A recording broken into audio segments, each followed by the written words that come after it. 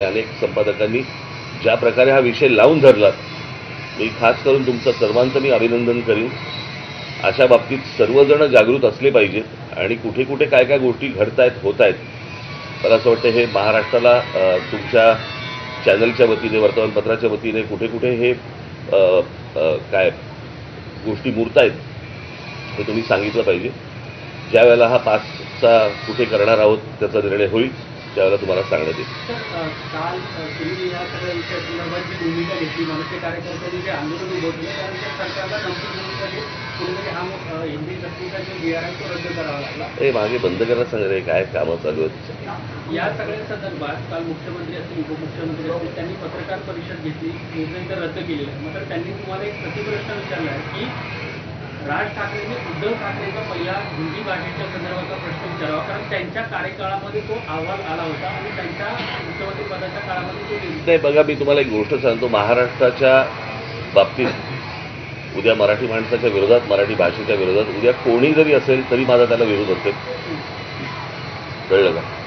आणि उद्या जर समजा उद्धव ठाकरेंच्या काळामध्ये मला आत्ता मी तेव्हा हा प्रश्न विचारला यांना, परंतु तो कुठचा उच्च शिक्षण प्राथमिक शिक्षण आणि काय उच्च शिक्षण याच्यामधला तो शालेय काहीतरी असेल तो त्याच्यानंतरचा तो विषय आहे असं माझ्या आता कानावरती आलं. मला अजून त्याच्या डिटेल्स मला मिळाले नाही आहे. कोणतरी ठाण्याचा कोणतरी माणसाने त्याच्यावरती सही केली आहे त्या सगळ्या विषयावरती. परंतु माझी विनंती हीच राहील महाराष्ट्रातल्या प्रत्येक राजकीय नेत्याला की मराठी महाराष्ट्र या विषयावरती, मराठी भाषा या विषयावरती कोणतीही कोणाहीकडनं, आमच्याकडनं तर होणारच नाही, पण तडजोड होता कामा नये.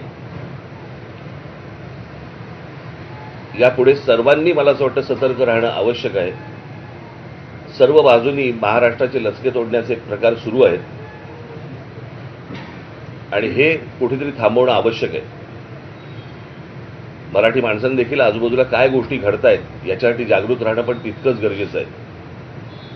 आणि मला असं वाटतं 5 तारखेचा मेळावा ज्यावेळेला होईल त्यावेळेला 5 तारखेच्या मेळाव्यामध्ये मी बाकीच्या सगळ्या सविस्तर गोष्टी मी बोलीन. सर, एक प्रश्न असा होता की काल काही ठिकाणी जी आरची होळी झाली, आंदोलन झालं, त्यावेळी दोन्ही पक्षाचे कार्यकर्ते त्यामध्ये सहभागी झालेले चित्र पाहायला मिळाले. तिथं हिंदी सक्तीचा जी आर रद्द झाला तर त्यावरून चर्चा सुरू की दोन्ही ठाकरे बंधू एकत्र